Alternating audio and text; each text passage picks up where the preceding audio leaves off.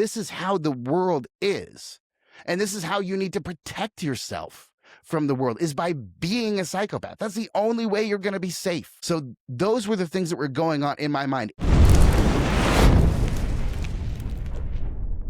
Hello, everyone. Welcome to another edition of The Measuring Post, where we truly measure what matters. And today I've got a very unique guest, a musician. We're covering something we don't talk about too often, the power of music.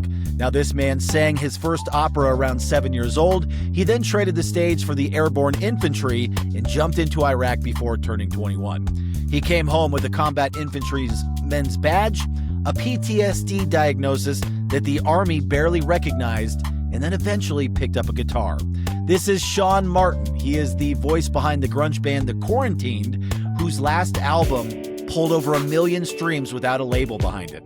Today we're going to talk about mental health, how the power of music can help heal the mind and spirit and lift you from a dark place. So this is going to be a bit of a heavier conversation with a wonderful overtone of music and how that can really make you find who you are and deal with things that maybe you've been putting off. So with that in mind, Sean, welcome to The Measuring Post. How are you today, sir? Good. Thank you so much for having me. It's great to be here.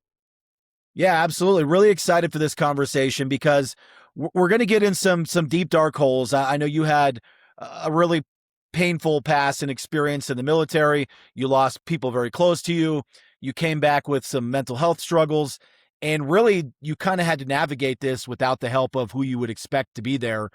The veterans, associated, the VA, the military didn't really give you the help you needed. But before we dive into that and sort of what launched The Quarantined and your music therapy, tell me a little bit about being a young guy. You actually were an opera singer, which is, I've never met a true opera singer, and a young one at that, 7 years old. So yeah, tell me a little bit about, before your military career, your drive and passion in music. Yeah, so I actually started singing when I was 4 years old in community choirs. So in this particular community choir was led by a very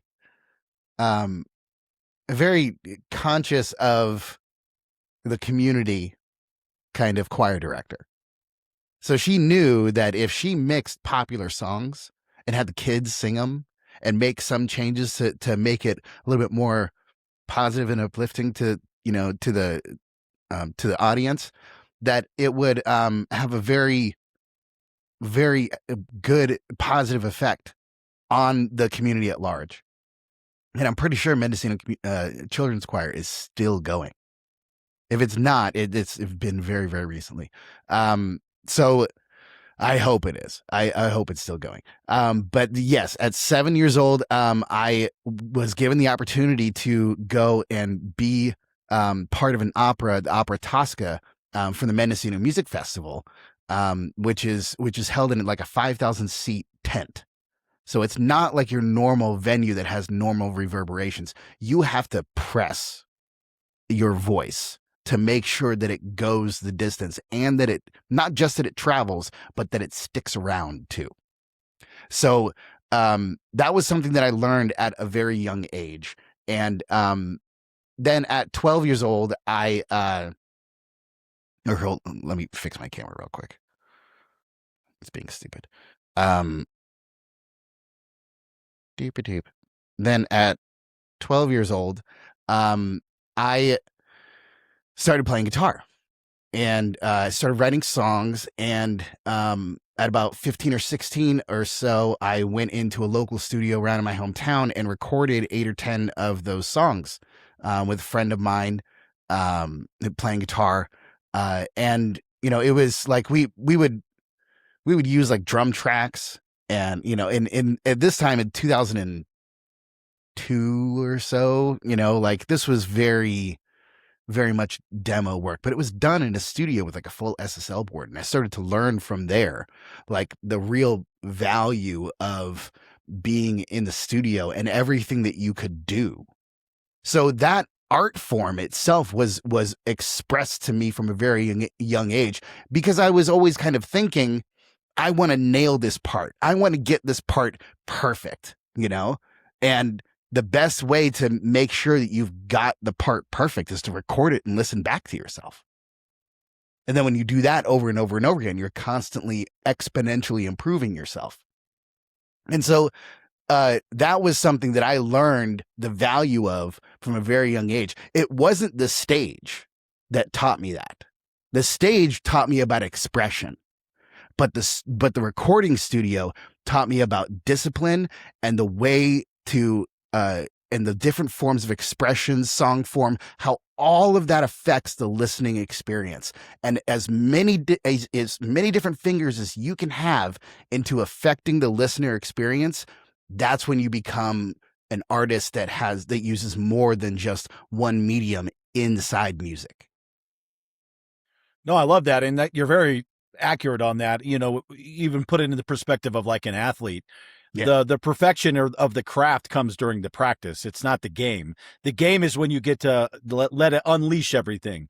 Much like being on the stage. When you're in the recording studio, that's when you have the ability to reflect back on the quality of what you're doing and see if it's actually up to the standard that you set for yourself. The on-stage performance is when you get to really connect with the audience and share all the hard work that you've been doing. So that's a really cool way to think about that. But honestly, that's really the biggest part about it. You perfect your craft in the practice of it, not in the actual live version of it. So Right. obviously that's something that you grew up with, built into your bones and your spirit, the music lifestyle, and practicing and having these big stages or big tents, for lack of a better word, to be performing in. Obviously that set up a level of expectation that you have within yourself. And obviously you have the bar set very high for yourself. So at what point did you decide that going into the military would be the next logical step in your journey in life? Well, it came because the the the avenues that were available to me were not that great. I could go and do music, but I'd probably be homeless for a good long time. Or I just wouldn't go anywhere and sink into the depression of, I have all of these things to say, I have all of these things to do, and I don't have anywhere to do them or any voice to use them. And looking at community college, was really the option that I have. It wasn't like, a 4-year thing. And even when you go to community college, they say take 2 years and, you'll have to do general studies anyway, even if you go to a 4-year school. So you don't need to know what you need to do or need to know what you want to do. And at that point I was like, that just seems like a waste of time. Like I already know what I want to do. I want to have an effect on this world. I want to do something of consequence. I want to be involved in things that are of consequence. I want to have an effect on this world and learn how the world works instead of the world always beating me down and me reacting to it. And once the military recruiters came to me with that in mind and saying, look, you had been playing, you're an athlete. You've been playing soccer and basketball and baseball all throughout high school. And they were saying, it was, maybe 4 or so months after graduation. They're like, I bet that if we took you out on a 2-mile course and see how fast you can run it, you'd probably run it at military standard or better. And they did. And I did. So they started to put together that you have the smarts, the intelligence, the comprehension, the physical ability. You don't need to just go after regular infantry. You can step up to something greater, something bigger, which is what we have going on right now, which is the 18X contract. And the 18X contract is the fast track into special forces. So you start off in the infantry in basic training, infantry school. Then you go to airborne school. Then you can decide whether you want to go to a unit and deploy to Iraq, or go right into special forces training and probably hit that 90% drop rate. And then you'll just end up back into another infantry, probably in another airborne infantry unit, like the 82nd or the 101st, or in my case, I was sent to the 3rd, the 509th in Alaska. So, really the military just kind of fed who you were at the time. It was really just a great opportunity for you to sort of fast track some of the traditional, going to community college really without a purpose. So when you got into the military, you did your basic training, you went into the infantry, the airborne, did you decide you only wanted to do that? Special forces wasn't really on your radar at that time? At that point, look, we were sat down. How I made this decision was actually kind of a fun story. So we had just done our last and final jump in airborne school, and they gathered everybody who had gone through, essentially we had dudes from the day one of basic training who had gone through with us, the whole group. One of my good friends was there, Jeff Bisson. Another one, Raina. And we had, a whole bunch of different other people from my basic training unit who had gone up with us into airborne school, and they were all given the decision. You can either go into the special forces training and probably deal with that 90% drop rate, or to the unit. And 50% chose to go to the unit. And 50% chose to go to special forces, and about 40% of them came back eventually to the 3rd, the 509th, and met up with us and deployed to Iraq. Yeah, so I can imagine that's a bit daunting going into special forces from that. But I know that just because you're not in special forces doesn't mean you didn't see active duty and go through loss, including your good friend Jeff. So you went into Iraq, you're late teens, early 20s. What was the culture shock of going into a country that was war torn, and really you're, got a big target on your back, and then you end up coming home not only with the pain on your heart and the PTSD that goes with it, you did come back with an infantryman's badge. So can you tell us a little bit about how that transpired and what that meant to you coming back from Iraq? Yeah. So the CIB is something that you aspire to get, but it's not guaranteed. And there's many people who have been into the infantry and don't have a CIB, especially if they didn't have the availability. Say they were in from, the late 70s or mid 80s or so. There was no conflicts then, no major conflicts. The amount of people who would get the CIB very small.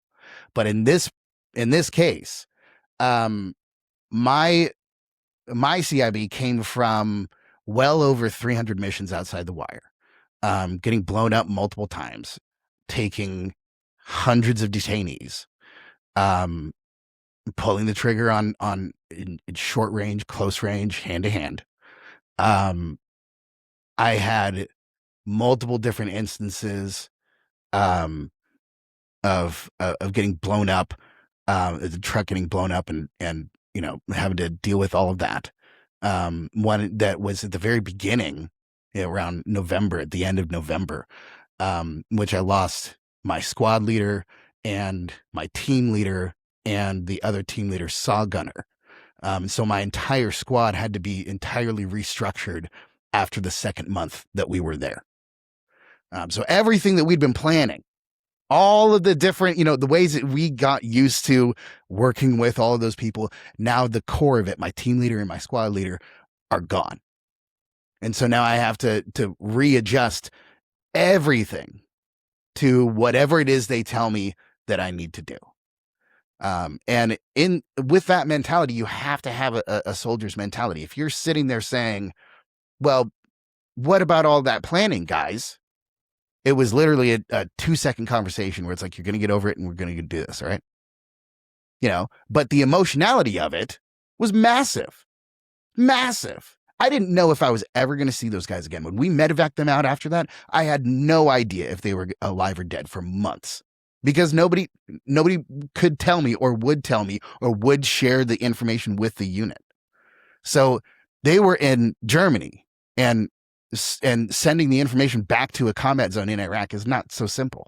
There's a lot of operational security that goes along with that. You have to protect the identities, and you have to do it in ways that protect the people who you're sending the message to. So it's not just like sending a WhatsApp message or be like on Facebook, no, they're fine, no worries, send an email. No, that's not how it works. There's many, many different levels of operational security that goes into something simple like a 5-sentence message that says they're fine, they're doing this, they're here, and this is their diagnosis, and they're wishing they could be back there, and they miss you guys. That's out of the question. That's completely out of the question. So that's not something that you really deal with until after the fact, and it wasn't until I saw my team leader come back to the combat zone and he opened up the can door. I was like, "What's up, Martin?" I was like, "Ah!" I've lost my mind because I didn't think that I was ever going to see him again. And the same thing when I didn't see the other two guys until I got back to the States, and that was the second month. We have still 9 more months of my deployment to go, and I thought it was going to be until another 13 more months, but it turned out to be shorter. Yeah, and I can imagine that uncertainty of not knowing definitely plays in your mind and in your thought process. And you're right, you've been prepping with this core group of guys the whole time, and then to lose them and have to bring in new people, you sort of lose that level of trust and confidence in them, even though nothing against the new guys, but those aren't the people that you sort of relied on for your whole training. And I would imagine that substituting in different individuals kind of messes with your head. Yeah. In the end, what it taught to me was a reliance on the fundamentals. There's a phrase that goes in the military. It says, rely on your equipment, rely on your training. And what that means is that if we teach you how to do something with these particular things to get this particular end, follow the process. There's a process to everything. Just go through the process, use the equipment, trust your training. Well, the people who I was with are gone. So what do I have to rely on? The equipment? Is the equipment is that what's solely keeping me safe? No, it's my mind. It's my ability. It's my ability to use my mind and my ability to see this situation and make a decision. But if I can't make a decision, then the whole thing's for moot. So that means trusting on the fundamentals of what we're doing and every different aspect of being a soldier, and having that for myself instead of relying on somebody else to tell me what that was supposed to be, became the number one thing that I needed to do. So I needed to become the best fucking soldier that I possibly could. And I needed to become the best, in at least from what I knew, and constantly be learning, so that I didn't need to have people tell me to do shit. I could just see it needed to be done and then just do it. Get confirmation if I have to, and then make sure that the decision process is going. So it was part of relaying information really quickly and deciding in the moment if we need to do anything and waiting for confirmation, which was always hard, because it's like, it's a very similar effect of it is, in the scene Braveheart when they're charging at him and he's like, hold, like there's waiting until they're right there.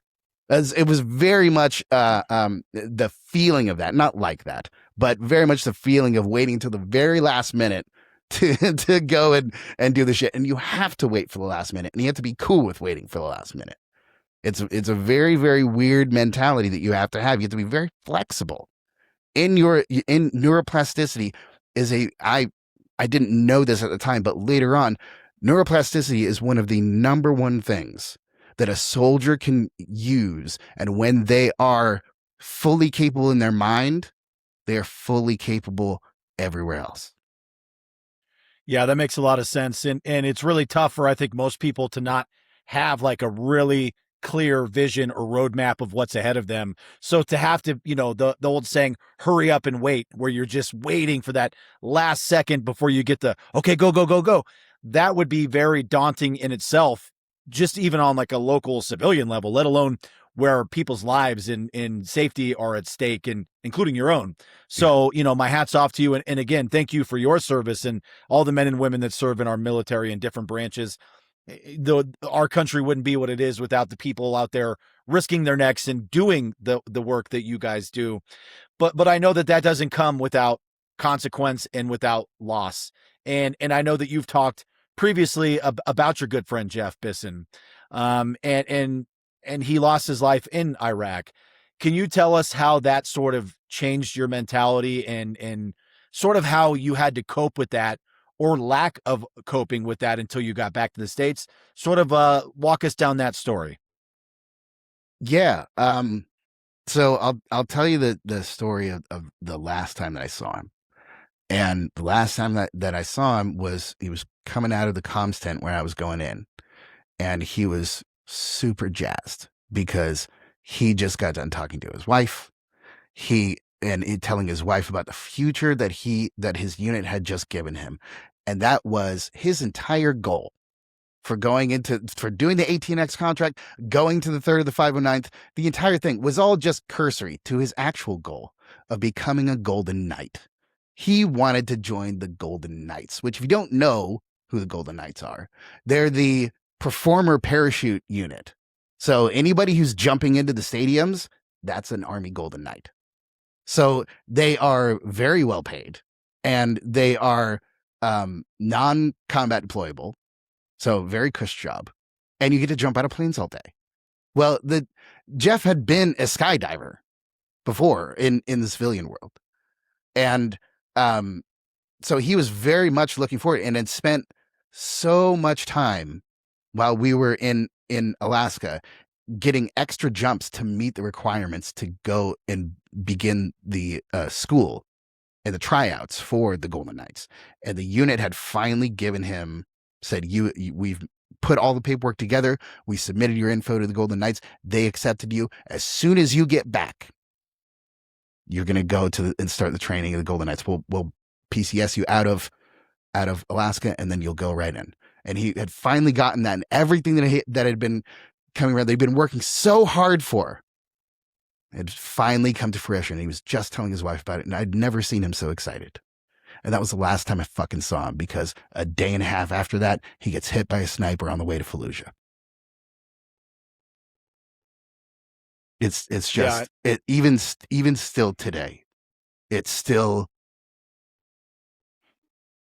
puts that tingle on my spine. And, I just can't believe that the world is seriously that cruel, but it is.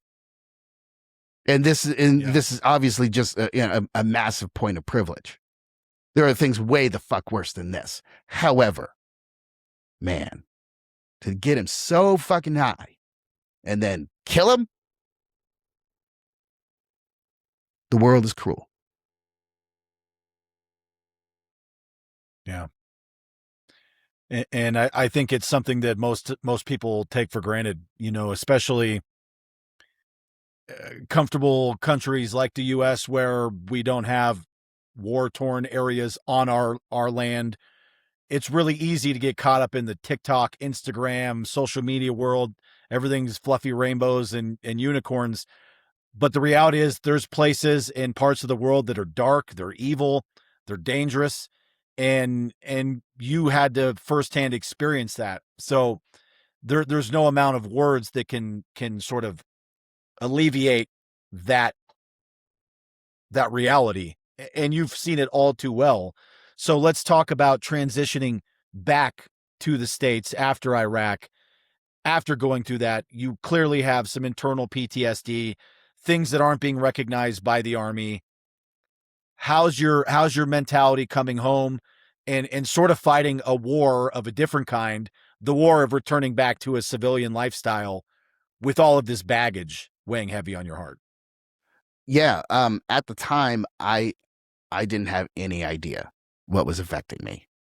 I had no idea. But at the same time, I could live out its symptoms. For example, my memory was shit. Just terror. I would walk into rooms and instantly forget why the hell I was even there. 1,000-yard stares all the time while making sandwiches, like doing anything. I tried to have jobs. Nope. Forget that, because talk about efficiency. If you're standing there and you don't even know how long you've been fucking standing there in the service industry, Guess what? You just messed up your entire tips because you got taken back to Iraq and couldn't fucking help it. That happened all the time. I got fired so many damn times in Minneapolis all the time because my memory was shit. And I didn't realize that that was a part of it. Because think of it like this. You have apps that are running on your phone in the background, right? Unless you've specifically told it to not send out any information, it's going to constantly be sending out information all the time, right? That's what they do. Well, your brain has constant shit that's running on back all the time. It's running all of your organs, all of your internal processes. But when your mind has running internal processes, you're thinking about all of the different things that have gone before and trying to organize them or put them into some form of context or emotional understanding of any kind whatsoever. It takes a lot of work, and trying to do other shit while you're doing that is impossible. You're just going to end up suffering on both ends. You're not going to get one done. You're going to get none done if you try to do all. So that meant I had to start going to VA appointments for memory where they would literally just play the card game memory with me because I couldn't get through one game in 30 minutes. That's how much it was really affecting me. And I'm 21 years old. There's no reason why that should be happening to me at all. The sleeplessness, and when that sleeplessness hits, your hunger starts to go. You stop feeling hungry at all. And you just start thinking of all the things you want to do because the soldier mentality kicks back in.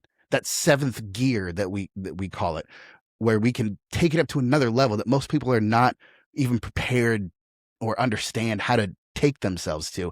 The infantry teaches you how to tap into that consistently and then turn it back off and go back down into the regular gears. They teach you how to do that, but they don't always tell you the best ways to turn it back off because they want you to be on. They need that seventh gear. So sometimes they'll teach you about how to turn it off. Other times they won't. And I know lots and lots of people who just never do. For me, the best example of this is the Marines. I've never seen a Marine be able to turn right back off, no problem. To go from to like, yeah, no, I'm cool, dude. They never, no, that's not. Once they're there, man. They're just up at that energy. But in the business that we were doing, in the deployments that we were doing, it was very much a thing where you had to go to 100 and then back down to 0, no problem. And that's just not normal. That's not, I mean, that builds a psychopath. So I had to fight against the training that was given to me and the situations that were given to me that trained me to become a psychopath. That taught me that this is how the world is. And this is how you need to protect yourself from the world, is by being a psychopath. That's the only way you're going to be safe. So those were the things that were going on in my mind, and I didn't know it at the time. So I'm fighting against the need to feel part of society. And at the same time, I see the massive fucked upness that is this society. And I think, well, what do I know how to fix any of it? Well, I know the infantry way to fix it, but that's illegal. You can't, these skills don't just transfer to the regular civilian world. No, absolutely not. And it would be crazy to think that you could just turn it on like a light switch, on and off. And the expectation to be able to do that is something that clearly, you're right. It's sort of like the internal workings of a psycho, but really it's you're America's psycho. You're out there to do the bidding of what we need to be done. But again, the all too sad part about this is talking to other veterans as well that have come back from active duty and seeing actual action in the field. It's coming home and not having a way to have a support system, especially if you don't have a big family or a network, to be able to help you sort of readjust back to a different lifestyle where that isn't, the seventh gear doesn't need to be on all the time. Right. So you've talked about like coming home with this PTSD, which maybe you didn't even know that that's what it was at the time, or you weren't calling it that. But really the only two choices you had were like, you're going to go and be homeless because you can't cope with this, or like truly reaching out and asking for help. So what led you to that actual asking for help? And was there like sort of a moment where you're like, I absolutely can't do this on my own? And what did that look like when you started to ask for the help and sort of receive some treatment? Yeah, well, I would say that I wanted to get the help because I knew that something was wrong from the second that I got out of the military, you know? But I didn't know how or what to even ask for. I didn't know what was wrong with me, so I didn't know what to ask for.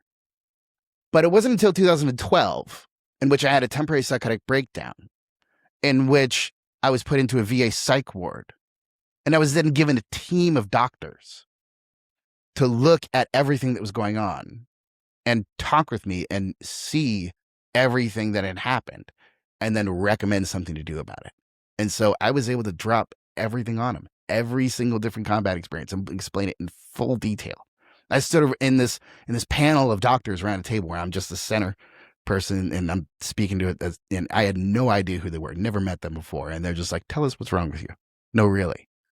No, this is a safe space. You can tell us everything. And for the first time, I've been given the platform to actually talk about the combat situation that I had to have operational security about the entire time. About the first time to ever talk about combat experiences, man, they're going to come out raw. They're going to come out harsh. They're going to come out with not clear at all. It's chaos you're trying to describe here. And so how is that supposed to be normal? How are you supposed to use normal language to describe something that is so absolutely insane? And so it wasn't until that time in the VA psych ward that I was given the option where they said, look, we've got an inpatient clinic that is just for veterans, for combat veterans specifically, to work on PTSD. And it's for people with PTSD specifically. So that means you're going to be surrounded by people who are just like you, but the details are different. And this is the chance that we think that you need to take in order to have an ability to live a normal life again. If we're going to have any chance of it at all, you've got to be able to confront all of this stuff and deal with not just the symptoms, but deal with the underlying root causes that come from, and that's going to take psychology. It's going to take time. It's not going to be a flip a switch and it's done. It's not going to be take a pill and it's over. It's not going to be, now I know that thing and now it's done. Now therapy, no more therapy for me because I learned that thing. Don't be stupid. Think of the long-term effect. Think of the long-term plan for yourself for me for the first time. Because to me, I joined the infantry, and after I realized exactly what it was, it's like, man, the way that you deal with your mortality is you say, fuck it. About your own life. It's not healthy. However, that's what you got to do in order to not lose your damn mind when your mortality is threatened every single day. So dealing with all of that in the inpatient clinic on Sunset Boulevard in Los Angeles was very much a clashing of the two worlds, where I was dealing with the past and right still in the middle of the entertainment industry at the same time. Yeah, and I can imagine that first experience where you're in the circle and you got the team of doctors around you, unloading that for the first time, where you truly had a safe light, a green light to do that. Yeah. Probably was probably a bit of a relief, to get some of that off of your chest, but also probably terrifying all at the exact same time. But I love what came out of that, because I know that then the GI Bill and the vocational rehab were able to put you through the Musicians Institute. And even though you already had this great background in music and clearly very talented, you decided that you weren't going to be an artist who only focused on yourself, but you used your music as sort of a vehicle to share mental health. And that's really what this conversation is about. It's about how you took those terrible things you had to experience and how did you push that forward into the quarantine. So tell us a little bit about the Musicians Institute and then the birth of this idea of singing for the greater good of mankind, for lack of a better way of, putting it. Well, that's that. I appreciate that way of putting it very much. I I hope that I can live up to that. So I started in Musicians Institute in 2009. So the breakdown didn't come until after I'd already graduated. And I decided to go back in 2016 to go do the audio engineering program. So from 2009 to 2012, I was doing I got an AA in the guitar program, the guitar performance, which was extremely awesome. Like, we got to learn from some of the best teachers who really knew their shit and had been doing and been taught from some of the original teachers at Musicians Institute. So they knew, Howard Roberts. They knew all of the people who had brought the school up from its very beginning. Some of them had been taught by them, and some of them had taught next to them. It was crazy. We had this very nice mix of people who had been, making this Musicians Institute baby for all of us to enjoy and for all of us to experience. And it was real to me. Like, it didn't start to be afterwards. It started to become a little bit more reliant on multiple choice questions and, this kind of testing thing, because they had to have some kind of, true measurement that made sense to somebody who was outside of it. And usually they could just reserve the measurements for the people who are inside it. Because if we say, you were playing a flat 3 instead of a major 3, the entire solo. And so that kind of ruined it, but you had the idea, but you just didn't know the scale well enough. So I'm going to mark you at a B because you missed, a very important part of the feeling. And if you did that in a gig, you'd probably get fired. So a B is better than an F, right? Well, that's not how the academic world views that. That entire process of thought is not how it operates in the normal academic world. So there still needs to be some work in adapting how you measure music and its understanding and its comprehension into the educational system that we have as a whole. If we're going to have an educational system, that is. Hopefully we do. But, however, I went through the independent artist program, and the independent artist program got me to start recording some of my own music. Up until this time, I had been using everything that I had learned to go be sidemen, to go play for people in their bands. And almost every single one of them got blown up in some form or another. Somebody in the band made a terrible decision and just screwed the entire thing over. And none of us really, of the other band members, really had a choice. So we just kind of need to go, oh well. And that sucked. Like that's just a horrible way to be a musician, because you spend months making this and then all of a sudden it's just gone. So 4 months of work, just, you never got paid. You never got, it was all working up to it. It was all done on faith and trust. And, of course, life abuses those things. It's not just the people who would abuse those things. Life abuses those things. Life doesn't respect those things. It doesn't change because, I had plans. The world doesn't give a shit about your plans. So I, at that point, started to think I needed to become my own music generator. And I sat down and started to reconnect to all of the stuff that I had done before I went into the military. And that included singing, because at this point I was just playing guitar. I didn't even tell people that I was a singer. I would sing to myself, and that was about it. And honestly, I thought that I had lost it. I thought that for some reason I didn't have a voice anymore. And, I blamed the military. So it was another thing that I felt like I had to take revenge about. and I couldn't do anything about, and that was the entirely wrong answer. I eventually found out that all I really needed to do was go to a good vocal coach to have them bring it out of me, to teach me the ways to maintain your voice over time, not just use it, but to maintain it, to understand how to fix it when things go wrong. How do you do vocal exercises to make your voice expand consistently instead of contract? Because entropy makes it contract. So now you have to think of the long term of the way to take care of your voice. And thankfully, I had a really, really great teacher named Gisa Vatke who taught me the way to maintain your vocals.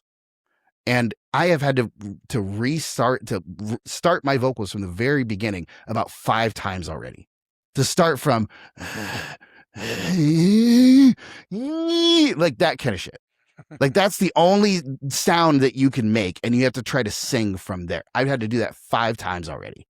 And it's only because of the things that I learned from her specifically, who was a teacher at Musicians Institute, that taught me how to overcome that at all. And that would have been game over if I didn't learn that. No, that's great. And again, you're right. It was because you had the knowledge that was passed down to you that now you can redo that without having to go back to a vocal coach. Although you might check in with them, it's nice to have somebody out there that can unlock sometimes those hidden talents that we all have individually that sometimes get suppressed due to age, time, circumstance, experience. All of a sudden you lose that inner ability that really was a passion of yours early on. And it's not due to any fault of your own other than the fact that life kicked your ass for a while. And now you are trying to say, I want to go back to find this. So I commend that you were able to revisit that part of your life. Tell us real quick before I want to talk about your latest album, A Version of Normalcy. When did you actually form The Quarantined? So I started The Quarantine in 2010, 2011. Is when I started doing the independent artist program. We did our first show in 2012. And 2012 to 14, we were playing all over Los Angeles, and recording. And to me, that's when the band really started. So have you had the same lineup the whole time, or have you had people come and go? No, it's been a different lineup. We had the same guys with us all the way up until about 2017 or so. And then life kicked my ass. We had an album that we had been working on for the last 5 years, and it got stolen at distribution from a scrupulous manager. And that ruined just about everything. And at the same time, I was going through a divorce. And so I lost my ability to live in Los Angeles. And so I just decided, I'm just going to go. And I got in my car and drove to Florida and just, went as far as I possibly could. Some very, very interesting stories of driving the entire length of the United States in 38 hours, I will say. I can imagine. Yeah, not a whole lot of sleep, I would say. No. Red Bull and Monster were my friends. And yeah. they were definitely not my friends after I was done with it. Let me tell you that much. But while we were there, it was very, very much necessary. So later on, while I was in Florida, I decided that, I wanted to try and develop my ability to record my own music. I had gone through the audio engineering thing and I knew that I could do it. I just needed to get better at it. So I tried to record A Version to Normalcy, all 5 songs myself, and then send out to do the other parts from, other people. And we got them set up, but I didn't have the skills to mix them the way that it should be. And so from there, I had to let it take a back seat for a while. And then I went on an open mic tour, played across the United States at open mics, met all different kinds of people, did a crowdfunding campaign with a label in Boston called Plaid Dog Records. And then after that, I was working in the East Coast for a little bit, and I decided to go to Nashville and record at the best studio that I could find. And so I found Blackbird Studios and Sound Emporium Studios in Nashville. And if you don't know, Blackbird is one of the a world-class studio. There's very much not another studio like it in the world. And specifically, they have a room which I called Massenburg Room because George Massenburg designed it. And it's a room, you'll see it on some of the social media stuff that we've done. It's a room that has over 100,000 one-by-one pieces of wood. And that wood is specifically and scientifically placed inside the room to make the tuning of the room perfect. It's immaculately designed and it looks really, really cool. But its operation is out of sight, just absolutely out of sight. I've seen pictures of it, but I've never been there. I've been in Nashville once, but never in the Blackbird studio. But it is amazing it's a sight to behold for sure. Yeah. So you recorded there in 2025 for the album, a version of Normalcy, which you talk about as like when tyranny becomes the norm, you have to have an aversion to normalcy because that's sort of the whole point of the album. But you've been writing this for a long time. This is going back to like your 2012 time when you're having this psychosis breakdown. Yes. Was this always something that's what it meant to you? Did you change any of the songs on the album? And then again, a bigger piece of the puzzle. How did you get it to over 40 million views? You got no label. You're doing this independently. That's quite a feat on its own. So kind of walk us through how the album came to be from its infancy to the actual recording in last year. Yeah. So let's see. Yeah, the some of the songs, Shadow, Nemesis, Trendsetter, I wrote in 2012. And they were very much songs that, represented a specific aspect of my existence. It was me trying to describe my world, emotionally speaking. And Nemesis was very much a conglomeration of all of the different bullies who I had ever met throughout my entire life. They conglomerated into that character who was all of these things at once. And in a way, I could very much see myself in that because it was all part of shared experiences. And so that's why I wanted to have the song ride the line of, you don't know whether you're actually talking about somebody else or yourself. Because in those moments of conflict, truly it is, if you stare into the abyss long enough, it will stare back into you. You can very much become the monster that you are trying to fight if you're not careful. And when it comes to the aspects of the mind, well, this applies more so than just about any other time. So I wanted to represent that feeling, that battle, that conflict in a song. Because to me, that's what I've been fighting with in the back of my mind the entire time. How do you deal with the things that are completely untenable? How do you deal with the people that are completely unreasonable? How do you deal with the people that are really acting like they're your friends? And they're really not. They really just don't give a fuck about you. They're just using you to an end. How do you deal with that? And yeah. That's what these songs are confronting in the lyrics and in the music. And it's not just about my experiences to be like, oh, what happened to me? No, I'm trying to put you in the driver's seat. Trying to listen, when you listen to these lyrics, the tonality is in the person of you. It's in the second person. Because trying to have you think of it and feel it as if you're the one going through it. And that way it makes it personal. That's what I love about your music and really the power of music in general is it is so personal of an experience when you're listening to a song. Obviously the writer, the singer, the musician, they have their own heart and soul poured into it. But when you really connect with a song, it's amazing how much it internalizes with your own experiences. And that's what separates good music from great music. It's when you can feel it and I can put my shoes into the song and walk it and feel it with my lived experiences versus yours. So that's a really powerful way to write music. And it's even more powerful when it's perceived by the listener and they can feel it that way. So definitely check out The Quarantined.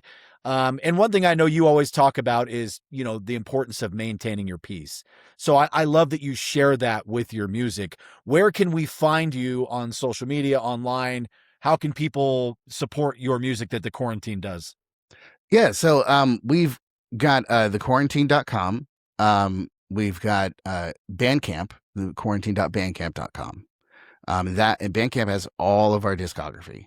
And what's up on the streaming services right now is just the version to normalcy.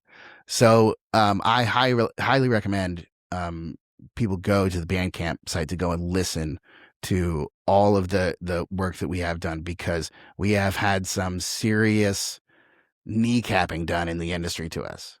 And we persist in spite of it, and we continue on because of it.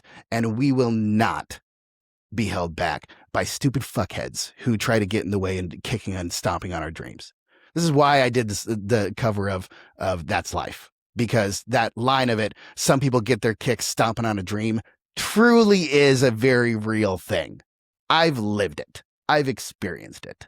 So I also want to share that this is not just an easy thing and everyone's just going to be all happy that you're going about and doing this. No, man.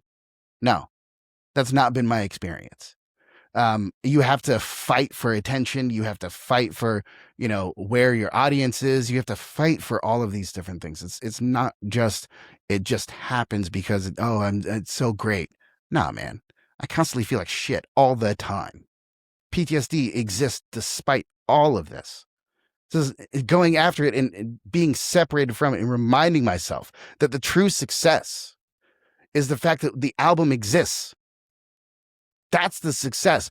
Just the fact that we've had 1 million people listen to it is just cherry on top. But it took a hell of a lot of work and understanding and trying to pay the right people to make it happen. And there is an aspect of this industry that is cut off from people who don't have money. And it's very, very important to realize that that's a gatekeeper. And if you're feeling like, well, man, why do these people have all of these things and I don't? Because it's probably because you don't have the money for it. And that's the way the industry is. It's not a reflection on you. It's not a reflection on how good your art is. It's not a reflection on how good of a guitarist or vocalist or musician or any of that is. It's a reflection on how the music industry constantly wants to try to rip off as many artists as possible so that they can have a profit instead of you. They're not trying to go after they're not trying to go after your revenue streams. They're trying to go after your products that you need to buy, and then they rip you off. Yeah. And that's so unfortunate, but it's so true. But I love that you experienced a lot of that, even getting ripped off and losing some of your catalog. Mm-hmm. But what you've proven through your actual effort and what you put out is that resiliency beats all of that. Your willingness to go through the trenches, for figuratively and literally, that's what separates you and the ability that you've had to make your music be known and be seen and be heard. It's because you were resilient. You didn't lose your catalog. You didn't have a bad experience and then throw in the towel and say, well, this just isn't for me. I'll go back to stocking shelves. No, you said, you know what? That sucked. I lost a lot. But instead of sitting around bitching and moaning about it, I got to get back up on the horse and go back to work and get this out there the right way. So you're truly a working example of hard work, resiliency, and just the ability to not lay down and die.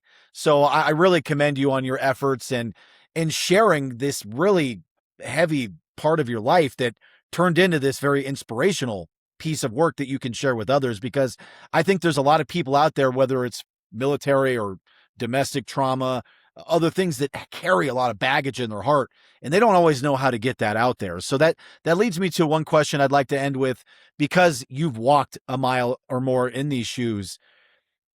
if there's someone out there that's going through PTSD, whether it's a veteran or not, and they're in this dark place, what's sort of the one thing you would tell them if you could just give them one piece of advice to keep them moving forward? Well, first I would make sure what their stability is in their lives, because that's going to determine what kind of advice I'm going to give them. But I will say that on a generalized level, usually if someone is down at their absolute lowest, feeling suicidal, feeling like there is no future, like all that the world gives them is shit, and the only thing that you ever put out is shit, and nothing is ever going to get better. There's two things that you're missing. One, perspective. You're missing the bigger picture. Maybe it's not just that the world is giving you shit. Maybe it's that you've placed yourself in a shitty position. Maybe you've been forced into that shitty position. Maybe it's not having to do any of your fault. However, you are still in the hole. And the best way to get out of a hole, well, you have to slowly dig out the sides so that you can just walk up. But that takes work. That takes knowledge and understanding. Knowledge is power. This is why perspective helps you to start to realize, to orientate yourself towards the solution, not just focusing on the problem. And the second is gratitude. Man, we miss it so damn easy, because when you are down at your lowest, what the fuck are you supposed to be grateful for? People have been doing all this shit to me. This thing has been happening. It's so easy to blame everything and everyone else. And there are lots of things to blame. And usually it takes two to tango. It's not just your fault. It's not just their fault. It's the entire thing. It's the entire situation. However, when you understand that gratitude doesn't necessarily need to be spread out to the people around you, it should be spread out to the people who are around you who deserve it, who deserve your gratitude. But it's important to remember to keep some for yourself, to have some gratitude for yourself, because that's what you're missing. That's why you feel so sad, is because the gratitude that you need to keep going, to understand, to have a slightly better mentality, instead of this is total shit, be like, that was shit, but I'm walking forward. That's how gratitude will get you. So when you orientate with perspective, gratitude motivates you, man, you have a chance then to get out of it. And I love what you said on your first part of that, of focusing your attention on a solution and not always on the problem, because we are really good at looking at the problems. And you know, it's funny, sometimes you talk to somebody that has the same problem over and over again, and you give them a solution over and over again, and then the next time they bring it up and go, well, did you try the last solution? No. It's like, well, okay, so you're just focused on the bad part of it, right? So right. I love your perspective. It's a breath of fresh air. You've certainly seen a lot of things that would wreck the average human, and you've been able to bring this positive piece of work out there for others to enjoy and learn from and feel and share. So I truly commend you on that. Remember, check out thequarantine.com. I'll put links to that in the Bandcamp site when we release this video. Sean, I love what you're doing. It's been an honor hearing your story, and I truly appreciate everything that you've shared and been through, not only for this country, but for the other individuals out there that really need a voice. And I think you've sort of championed that with the work that you do with the Quarantined. And I'm truly honored that you decided to come on the Measuring Post today, sir. So truly, thank you so much. Check out thequarantine.com. We'll put links up there. Make sure to like and subscribe to them on Spotify or Apple, wherever you find your music, and support local music. These guys and girls are out there. They're sharing their heart and souls with us so that we can benefit from it. So thank you so much, Sean, the lead singer and founder of The Quarantined, for joining me on The Measuring Post. Thank you so much for having me. And search for us on social media too, at The Quarantined. We're on all of them. So go and support us on there. Oh, and also one thing I almost forgot. No, those are new t-shirts, baby. We have a new merch store. Yes, that's a new merch store called wrongwaytraffic.myshopify.com. And the link should... That's a tough one to remember. I'll have to copy and paste that yes, one. Yes, I'll send it to you. But it's linked in all the social medias. Go on there, buy a t-shirt. They're all, we do the designs ourselves, and they're all really fucking awesome. So go and check them out. You heard him. Go over there and get yourself a t-shirt. Appreciate you, Sean. We'll talk soon, my friend. Thank you so much, Joe. I really appreciate you having me. Yes, sir.